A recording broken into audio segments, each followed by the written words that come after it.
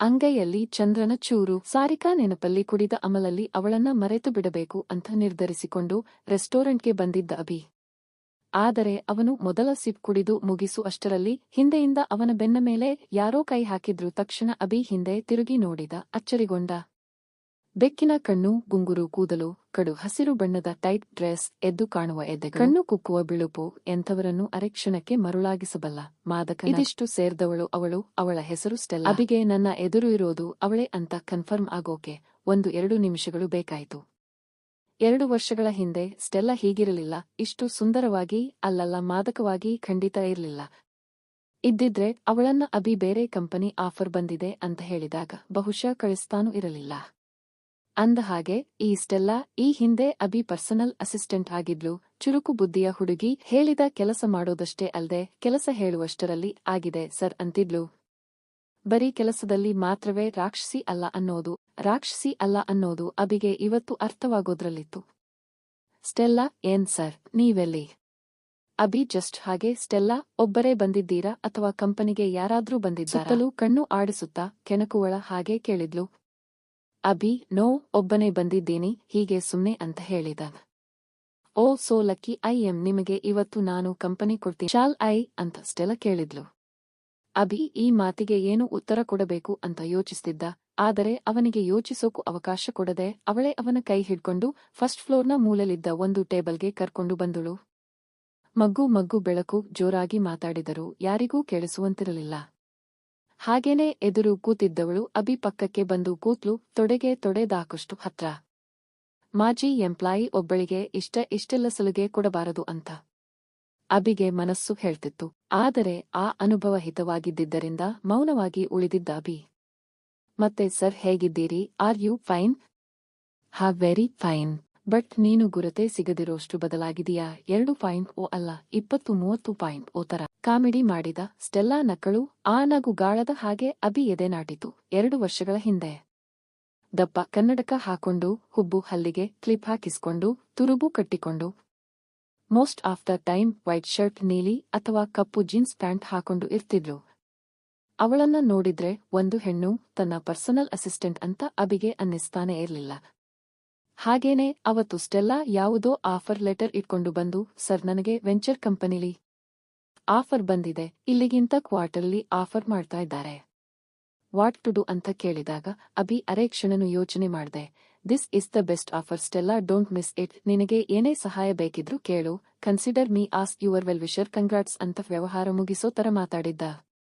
ಕರ್ಟಸಿಗಾದ್ರೂ ಇಲ್ಲೇ ಇರು ನೋಡೋಣ ಅಂತ ಹೇಳಲಿಲ್ಲ. ಅವತ್ತು ಸ್ಟೆಲ್ಲಾ ಕಣ್ಣೀರು ಸುರಿಸ್ತಾ ಥ್ಯಾಂಕ್ಸ್ ಹೇಳಿ ಹೊರಗೆ ಬಂದಿದ್ಲು. ಅವತ್ತು ಹಾಗಿದ್ದ ಸ್ಟೆಲ್ಲಾ ಇವತ್ತು ಹೇಗಾಗಿದ್ದಾಳೆ? ಸ್ಟೆಲ್ಲಾ, ಸರ್ ಎಷ್ಟು ನನಗೆ ಖುಷಿ ಆಗ್ತಿದೆ ಗೊತ್ತಾ? ನೀವು ನನ್ನ ನೋಡಿ ಆಲ್ಮೋಸ್ಟ್ 2 ಇಯರ್ಸ್ ಆಗಿದೆ. ಇವತ್ತಿಗೂ ನೆನಪಿಟ್ಟುಕೊಂಡಿದ್ದೀರಾ? ಸೀರಿಯಸ್ಲಿ ಖುಷಿ ಆಯ್ತು ಅಂತ ಮಾತು ಮುಂದುವರಿಸೋಕೆ ಏನೋ ಒಂದು ಹೇಳದ್ಲು. ಅಭಿ, ಇನ್ನೊಬ್ಬರ ದುಡ್ಡಲ್ಲಿ ಏನು ತಿಂದಿಲ್ಲ, ತಿನ್ನೋದು ಇಲ್ಲ. ಸೋ ಅವನೇ ಬಿಲ್ ಪೇ ಮಾಡಿದ. ಇಬ್ಬರು ರೆಸ್ಟೋರೆಂಟಿಂದ ಆಚೆ ಬಂದ್ರು. ಅಭಿ, ಮತ್ತೆ ಮನೆಗ? ಎಲ್ಲಿಗೆ ಅಂತ ಕೇಳಿದ.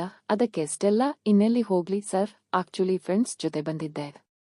ಅವರೆಲ್ಲ ಹೋದ್ರು, ನಾನೀಗ ಹೋಗ್ತೀನಿ ಅಂತ ಹೇಳಿದ್ಲು. ತಕ್ಷಣನೇ ಅಭಿ, ಅರೆ ಹೌದಾ, ನನಗೆ ಹೇಳಲೇ ಇಲ್ಲ, ಪಾಪ ಅವರು ನಿನ್ನ ಮಿಸ್ ಮಾಡ್ಕೊಳ್ಳಲ್ವಾ ಅಂತ ಕೇಳಿ. ಸ್ಟೆಲ್ಲಾ ನಕ್ಕು ಸುಮ್ನಾದಳು. ಆಗ ಅಭಿ, ಸರಿ ಎಲ್ಲಿ ಹೇಳು, ನಿನ್ನ ಮನೆ ನಾನೇ ಬಿಟ್ಟು ಹೋಗ್ತೀನಿ ಅಂತ ಹೇಳಿದ. ನಿಮಗೆ ಯಾಕೆ ತೊಂದರೆ ಅಂತ ಸ್ಟೆಲ್ಲಾ ಎಷ್ಟೇ ಹೇಳಿದ್ರು ಅಭಿ ಕೇಳಲಿಲ್ಲ.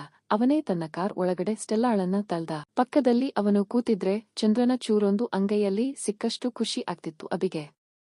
ಅಂತೂ ಸದಾಶಿವನಗರದ ಕಾಲೋನಿ ಕಡೆ ಹೊರಟಿತ್ತು ಅಭಿಯ ಆಡಿ ಕಾರ್. ಅಭಿ ನೆನಪಲ್ಲಿ ಸಾರಿಕಾ ಮತ್ತು ಮಂಕಾಗಿದ್ಲು. ಕತ್ತಲೆ ಕೋಣೆಯಲ್ಲಿ ಒಬ್ಬಳೇ ಅತ್ತು ಸುಸ್ತಾಗಿದ್ಲು. ಕುಕ್ಕರ್ಗಾಲಲ್ಲಿ ಕೂತು ಯೋಚನೆ ಮಾಡೋಕು ಶಕ್ತಿಯಿಲ್ಲದೆ ಸುಮ್ನೆ ಕಣ್ಣು ಮುಚ್ಚಿ ಕೂತಿದ್ಲು. ಆಗಲೇ ಕರ್ ಅಂತ ಮುಚ್ಚಿದ ಬಾಗಲು ತೆರೆದುಕೊಳ್ತು. ಕಣ್ಣನ್ನ ಸುಟ್ಟು ಹಾಕುವಷ್ಟು ತೀಕ್ಷ್ಣವಾಗಿದ್ದ ಬೆಳಕು ರಾಚಿತು. ಆ ಬೆಳಕಿನ ಹಿಂದೆನೆ 2 ಆಕೃತಿಗಳು ಬಂದು ನಿಂತವು. ಒಬ್ಬ ಹೆಂಗಸು ಇವಳಿಗೆ ಇನ್ನೂ ನೀಟಾಗಿ ಕಟಿಂಗ್ ಮಾಡಿ ಟ್ಯಾನಿಂಗ್ ಮಾಡಿ ಅಂತ ಹೇಳಿ ಹೊರಟು ಹೋದಳು. ಇನ್ನೊಬ್ಬ ಹೆಂಗಸು ಸಾರಿಕಾ ಹತ್ರ ಬಂದು ಅವಳ ತೋಳನ್ನ ಗಟ್ಟಿಯಾಗಿ ಹಿಡಿದು ಮೇಕಪ್ ಮಾಡೋಕೆ ಶುರು ಮಾಡ್ಕೊಂಡ್ಲು. ಅಲ್ಲೇ ಇದ್ದ ಜಯಂತಿ ಹಾಗೂ ರಾಜು ಇಬ್ಬರು ಮಾತಾಡಿಕೊಳ್ತಿದ್ರು. ರಾಜು, ನೋಡಕ್ಕ ನಾಳೆ ಆ ಮಿನಿಸ್ಟರ್ ಬರ್ತಾನೆ, ಫ್ರೆಶ್ ಮಾಲ್ ಬೇಕು ಅಂತಾನೆ. ಇವಳನ್ನ ತಗೊಂಡು ಹೋಗಿ ಅವನ ಕಾಂಪೌಂಡ್ ಅಲ್ಲಿ ಬಿಟ್ರೆ ಮಾತಾಡಿಸೋರು ಯಾರೂ ಇರಲ್ಲ, ಊಟ ಮಾಡಿಸೋರು ಇಲ್ಲ, ಬಂದವರೆಲ್ಲ ಕೆಲಸ ಮುಗಿಸ್ಕೊಂಡು ಹೋಗೋವರೆ. ಅಲ್ಲಿಗೆ ಒಂದ್ಸಲ ಹೋಗಿ ಬಂದ್ರೆ ಅವಳಿಗೆ ಎಕ್ಸ್ಪೀರಿಯನ್ಸ್, ನಮಗೆ ಕಾಸು ಅಂಥ ಕೇಕೆ ಹಾಕಿ ನಕ್ಕ. ಜಯಂತಿ ಕೂಡ ಅವನ ಹಾಗೇನೇ ನಕ್ಕಿದಳು, ಕೈಗೆ ಗುಟ್ಕ ಸುರಿದುಕೊಂಡು. ಅದನ್ನ ನಾಲಿಗೆ ಕೆಳಗೆ ಇಟ್ಕೊಂಡು ನಾಳೆ ಬರೋ ಮಿನಿಸ್ಟರ್ ಹತ್ರ ಎಷ್ಟು ಕಿತ್ಕೋಬಹುದು ಅಂತ ಲೆಕ್ಕ ಹಾಕ್ತಾ ನಿಂತ್ರು. ಮೊದಲ ದಿನದ ಡ್ಯೂಟಿ ಮುಗಿಸಿ ಆಗ ತಾನೇ ಮನೆಗೆ ಬಂದ ಧ್ರುವ. ಮಗನ ಬರುವಿಕೆನೇ ಕಾಯ್ತಾ ಇದ್ದ Venkayya. How was the day my son ಅಂತ ಗಡುಸಾದ ಧ್ವನಿಯಲ್ಲಿ ಕೇಳಿದ್ರು. ಧ್ರುವ ನಗ್ತಾ ವೆರಿ ಪ್ಲೆಸೆಂಟ್ ಅಂತ ಉತ್ತರ ಕೊಟ್ಟ. ಆ ಮಾತು ಕೇಳಿ ವೆಂಕಯ್ಯ ಗಾಬರಿಯಾದರು. ಮಗು, ನೀನು ಪೊಲೀಸ್ ಕಣಯ್ಯ, ನಿನ್ನ ದಿನಗಳು ಸವಾಲಿಂದ, ಚಾಲೆಂಜಸ್ ಇಂದ ತುಂಬಿರಬೇಕು. ನೀನು ಆ ಚಾಲೆಂಜ್ ಗೆಲ್ಲೋದ್ರಿಂದ ಜನರ ಬದುಕು ಪ್ಲೆಸೆಂಟ್ ಆಗಿರಬೇಕು ಅಂತ ಬುದ್ಧಿವಾದದ ಮಾತಾಡಿದ್ರು. ಧ್ರುವ ನಕ್ಕು ಸುಮ್ನಾದ.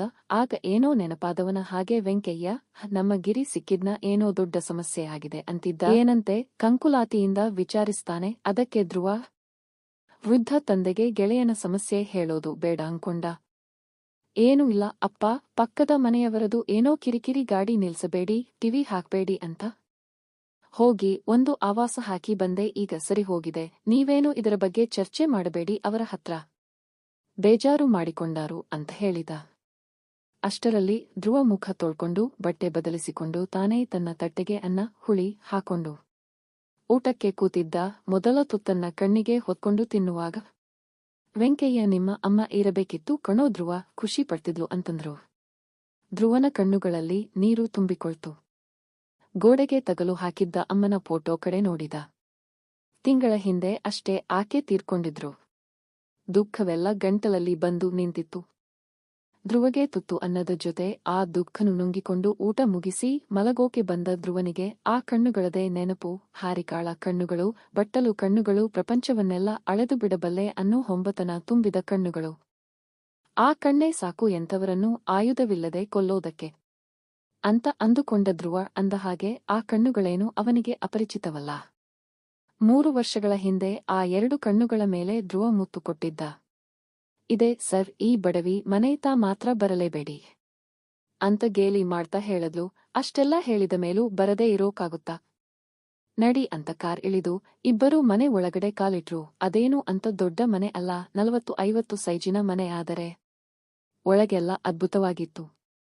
ಪ್ರತಿಯೊಂದು ವಸ್ತುವೂ ಇಂಪೋರ್ಟೆಡ್ ಅನ್ನುವಾಗಿತ್ತು. ತನ್ನ ಮನೆಯಲ್ಲಿ ಇಷ್ಟೊಂದು ಐಷಾರಾಮಿ ವಸ್ತುಗಳು ಇಲ್ವಲ್ಲ ಅನ್ಕೊಂಡ ಅಭಿ. ಅಷ್ಟೇ ಅಲ್ಲ, ಇಂಥ ಮನೆ ಕಟ್ಟೋಕೆ ಒಂದು ಕಂಪನಿ ಮ್ಯಾನೇಜರ್ ಆಗಿದ್ರೆ ಮಾತ್ರ ಸಾಕಾಗಲ್ಲ ಅನ್ನೋದು ಅವನ ಗಟ್ ಫೀಲಿಂಗ್. ಮನೆಯನ್ನೆಲ್ಲ ನೋಡ್ತಾ ಇದ್ದವನಿಗೆ ಸ್ಟೆಲ್ಲಾ ಹೇಳದ್ಲು, sir just few minutes, I will fresh up and come ಅಂತ ಕಣ್ಣು ಮಿಟುಗಿಸುತ್ತಾ ಹೇಳ್ತಾ ತನ್ನ ರೂಮ್ ತಲುಪಿದಳು. ಅಭಿ ಮನೆಯಲ್ಲಿರೋ ಒಂದೊಂದು ವಸ್ತುನು ಹತ್ತರದಿಂದ ಪರಿಶೀಲಿಸ್ತಾ ನೋಡ್ತಾ ಇದ್ದ. 5 ನಿಮಿಷ ಆಯ್ತು, 1/4 ಗಂಟೆ ಆಯ್ತು, ಅರ್ಧ ಗಂಟೆ ಕಳೆದ್ರು ಸ್ಟೆಲ್ಲಾಳ ಸುದ್ದಿನೇ ಇಲ್ಲ. ಅಬಿಗೆ ಆಶ್ಚರ್ಯ ಆಯ್ತು. ಟೈಮ್ ನೋಡ್ಕೊಂಡ. ರಾತ್ರಿ 11 ಗಂಟೆಯಾಗಿತ್ತು. ಇನ್ನೂ ಕಾಯೋದ್ರಲ್ಲಿ ಅರ್ಥವಿಲ್ಲ ಅಂದ್ಕೊಂಡು ಸ್ಟೆಲ್ಲಾ ಮನೆಯಿಂದ ಹೊರಟು ಹೋದ. ಹಾಗೆ ಹೊರಟವನ ಮುಖದಲ್ಲಿ ಸಿಟ್ಟಿತ್ತು. ಸಿಟ್ಟಿಗಿಂತ ಹೆಚ್ಚಾಗಿ ಅಪಮಾನಕ್ಕೊಳಗಾದವನ ಹತಾಶೆ ಎದ್ದು ಕಾಣಿಸ್ತಾ ಇತ್ತು. ಅಬಿ ಇನ್ನೇನು ಮನೆಯಿಂದ ಆಚೆ ಕಾಲಿಡಬೇಕು ಅಷ್ಟರಲ್ಲಿ ಸ್ಟೆಲ್ಲಾ ಆ ಅಂತ ಕಿರ್ಚಿದ್ಲು. ಮುಂದೆ ಏನಾಯ್ತು ಕಥೆಯಲ್ಲಿ ನೆಕ್ಸ್ಟ್ ಟ್ವಿಸ್ಟ್ ಏನು ಅಂತ ತಿಳ್ಕೊಳ್ಳೋದಕ್ಕೆ ಕೇಳ್ತಾ ಇರಿ.